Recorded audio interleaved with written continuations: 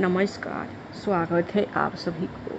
आज का विषय है भगवान का चमत्कार। एक छोटे से कस्बे में एक रिक्शा चालक रहता था। उसका नाम था नथु और उसकी पत्नी का नाम था माया। यह कहानी सच्ची घटना पर आधारित है। यह कहानी भगवान के चमत्कार की है। नथु बहुत ही नेक दिल इंसान था और रोज ऑटो रिक्शा लेकर जाता और लोगों को उनके घर पहुंचा आता। उसका व्यवहार एक छोटे बच्चे से लेकर बड़े बुजुर्गों की सभी व्यक्तियों से बहुत ही अच्छा था। अपने मधुर व्यवहार के कारण लोग उसे पहचानने लग गए थे। रात के 1 बजे भी किसी ने अगर आवश्यक काय से बाहर जाना होता तो वह बेचारा 1 बजे भी उठ जाता। किसी भी लोगों को मना करने की उसकी आदत नहीं थी। महिलाएं रात के समय भी उस ऑटो रिक्शा चालक की ऑटो में बिना संकोच बैठ जाती थी। वह इतना नेक दिल इंसान था कि सभी गांव की लोग उसको बहुत ही प्यार करते थे। उसकी 3 बेटियां थी और सभी पढ़ाई कर रही थी। एक बेटी तो पढ़ाई कर चुकी थी। उसने अपनी बेटी को 12वीं कक्षा तक पढ़ा लिया था। बाकी दोनों बेटियां शिक्षा ग्रहण कर रही थी। एक दिन उसने अपनी बड़ी बेटी की शादी तय कर दी थी। भगवान का दिया उसके पास गुजारे लायक काफ़ी था। ऑटो रिक्शा चालक ने अपनी बेटी का विवाह एक अच्छे परिवार में तय कर दिया था।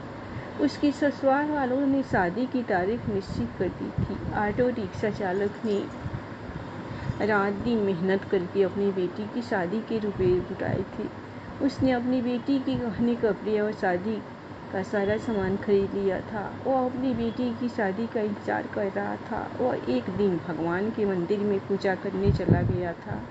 वह मंदिर में पूजा कर कहने लगा कि हे भगवान, मेरी बेटी की शादी जल्दी ही होने जा रही है। अपनी बेटी की शादी का सामान खरीदने में मुझे कभी कोई कमी नहीं आई। आपकी दया से सब कुछ ठीक चल रहा है। सारा सामान भी आ गया है। खाने पीने का सारा सामान भी आ चुका है।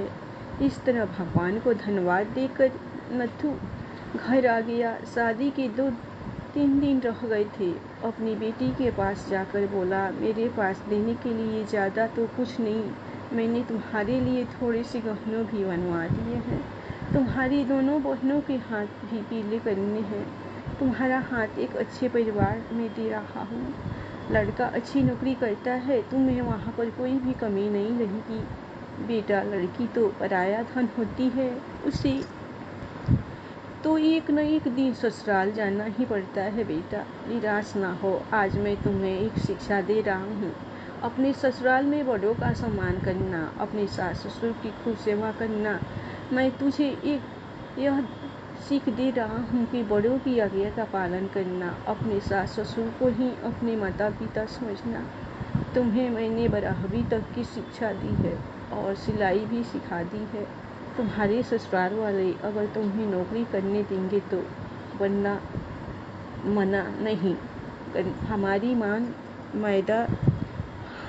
मान मैदा का ख्याल रखना। लड़की ससुराल में अपने सद्गुणों से सभी को अपना बना लेती है। सास ससुर तुझे डांट डपट करे तो सोच लेना तुम्हें तुम्हारे अपने माता पिता डांट रहे हैं। मेरी इज्जत का सम्मान करना। अपनी बेटी को समझाने लग गया था।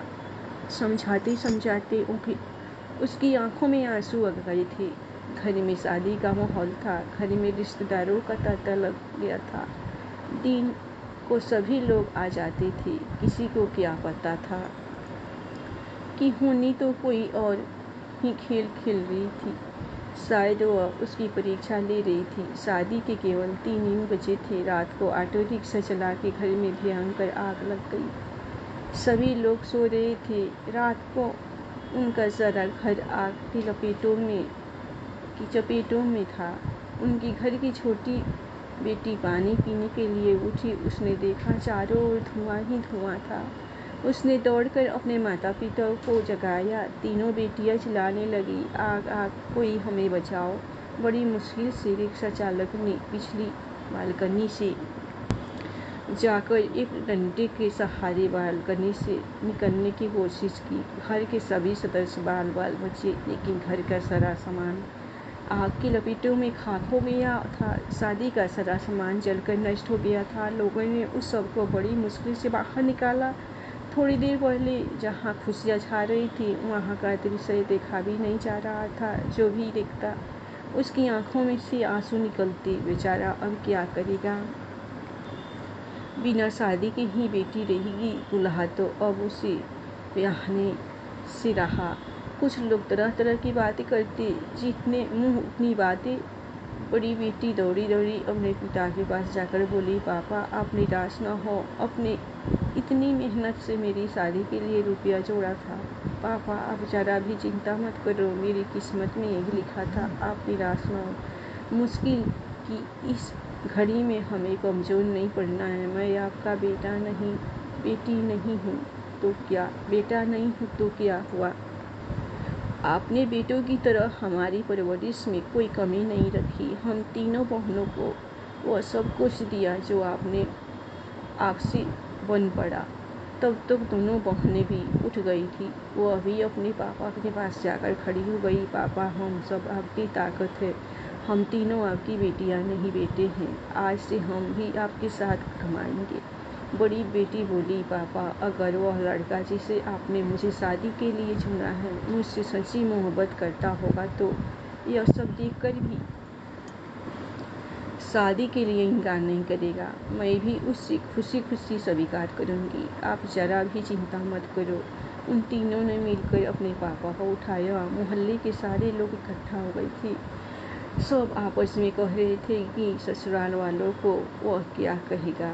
जो भी आता शोक व्यक्त करके चला जाता। नत्थू के घर के पास लोगों का तांता लग गया था। सभी कहने लगे कि तुम तो नेकी करके कमाते थे। नत्थू बोला, शायद भगवान की भी यही मर्जी होगी। उसकी पत्नी माया आकर बोली कि बड़े भगवान का नाम लेते फिरते हो, यह सब कुछ दिया आपके भगवान ने। भगवान का नाम लेकर भी आपके भगवान ने आपको यह सीख दिया। इस घर में भगवान का नाम कभी मत लेना। वह बोला, भगवान यह तो नीति का खेल है, भगवान को क्यों पूछती हो? तीनों बेटियों ने बड़ी मुश्किल से अपनी माँ को संभाला। इधर किसी ने प्रेस में खबर कर दी। अगले दिन समाचार पत्र में आ गया कि नत्थू राम का घर जलकर स्वाहा हो गया। दूसरे दिन जब लोगों ने देखा, ऑटो रिक्शा चालक नत्थू का घर आग की लपेटों में जलकर पल भर में नष्ट हो गया था। उसकी बेटी की शादी को कुछ ही दिन रह गए थे। बेचारा अपनी बेटी की शादी कैसे करेगा? जिस किसी ने भी सुना वह आए बिना ना रह सके। जितने भी लोग उसको जानते थे सब के सब आकर न जाने क्या क्या लाए। उसका घर उपहारों से भर दिया। कोई जेवर लाया, कोई कपड़े, कोई राशन, कोई रुपए। जिन सभी नेताओं ने सुना, सभी ने नत्थूराम की सहायता की। वो था ही इतना नेक इंसान। उसकी बेटी की शादी को भला कोई क्यों नहीं आता। शाम तक उसके घर में न जाने कितने रुपए इकट्ठे हो चुके थे। जब तीनों बेटियों ने अपने पापा को सारे रुपए थमाए, उन सबों को तो अपनी आंखों पर विश्वास ही नहीं हो रहा था कि जहाँ सब कुछ नष्ट हो गया वहाँ पर उनके पास इतना रुपया इकट्ठा हो गया था कि वह बैठे बिठाए तीनों बेटियों की शादी आसानी से कर सकता था। भगवान जब देता है तो छप्पर फाड़ कर देता है। उसने बड़ी धूमधाम से मंदिर में अपनी बेटी की शादी की। लोग आपस में कह रहे थे कि इस नेक दिल इंसान की सहायता भगवान क्यों नहीं करते। आज तो भगवान के चमत्कार पर सभी को विश्वास हो गया था। भगवान जो करता है अच्छा ही करता है। नथुराम की पत्नी आकर बोली, मुझे माफ़ कर देना। गुस्से में भगवान के लिए न जाने क्या क्या अपशब्द कह गई। तीनों बेटियां मुस्कुराकर अपनी माँ को देख रही थी। थोड़ी देर पहले जहाँ पर रुदन था वहीं पर सभी के चेहरों पर खुशी झलक रही थी। भगवान की माया प्रबल है, वह इंसान की कड़ी से कड़ी परीक्षा लेने में कोई कसर नहीं छोड़ता। नथुराम और उसकी बेटियों ने मुसीबत की घड़ी में मिलकर एक दूसरे का साथ दिया, अपने हौसले को डगमगाने नहीं दिया। उसकी बेटियों ने एक बेटी की तरह अपने पिता के विश्वास को ठेस नहीं पहुंचने दी। भगवान ने रातों रात छप्पर फाड़कर उसकी सहायता की वह बोला, इतने रुपए इकट्ठे हो गए हैं जिससे मैं तुम तीनों की शादी भी आसानी से कर सकता हूँ। धन्यवाद। भगवान की चमत्कार कहानी को अगर आप लोग पसंद करते हैं तो आप लोग भगवान के नाम पर लाइक सब्सक्राइब जरूर कीजिए। प्रेम से बोलिए हर हर महादेव, जय श्री राम, लक्ष्मी नारायण की जय हो। अब सोचिए।